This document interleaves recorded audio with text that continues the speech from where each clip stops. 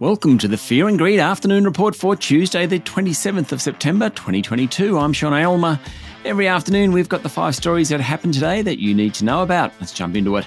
Story number 1, the S&P ASX 200 closed up 0.4% today to 6,496 points.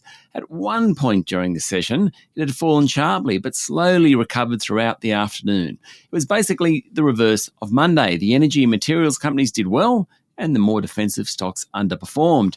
BHP and Rio Tinto were both up nearly 3%, while Fortescue jumped 5.5%. Woodside and Santos both did well. The banks were mixed. Best on the day was BrainChip Holdings, up more than 7%, while the coal companies, Whitehaven and New Hope, which tumbled yesterday, both jumped sharply today. It's a fickle market out there. Worst on the day was Core Lithium, down 5.6%. Mind you, it remains the best performing stock over the past year of the top 200, up almost 200%. Story number 2, a company owned by the Papua New Guinea government has offered Santos $2.2 billion for a 5% stake in its LNG project in the country. Kumul Petroleum is PNG's national oil and gas company, and it wants the stake. If successful, Santos' stake will fall to 37.5%, and the PNG government stake will rise to 22%. Santos inherited the stake after it acquired Oil Search last year. Story number 3, US Vice President Kamala Harris has thanked Prime Minister Anthony Albanese for his leadership on climate change, saying it will benefit people around the world.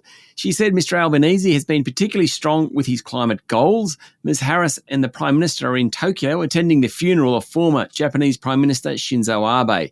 US and Australian approaches would work in tandem to tackle climate change, Ms. Harris said, noting recent US legislation that dedicated $370 billion to the issue. And I quote, "That will be to the benefit of the people of our respective nations and to the benefit of people around the world." Former Prime Ministers John Howard, Tony Abbott and Malcolm Turnbull are also at the funeral. Story number 3, commodities are really taking centre stage at the moment. Fears of the global economy tipping into recession has pushed the Bloomberg Commodity Spot Index, which measures 23 futures contracts, to its lowest level since January this year. It's off more than 20% since its peak in June, and all the gain post-Russia's invasion of Ukraine has now dissipated. Not helping commodities is the appreciating US dollar.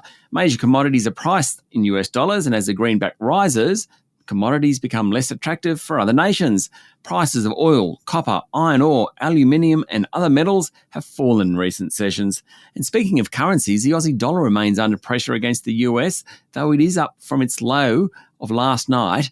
Last night it hit 64.36 US cents. It's currently trading closer to 65 US cents. Cryptocurrencies have also had a better 24 hours, with Bitcoin back above $20,000 US dollars a unit.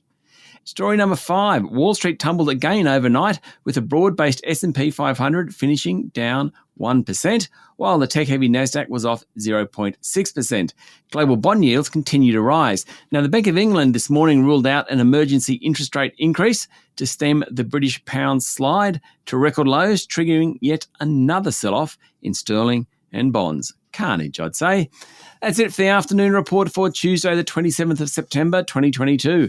Michael Thompson and I will be back tomorrow morning for the Wednesday edition of Fear and Greed. I'm Sean Aylmer. Enjoy your evening.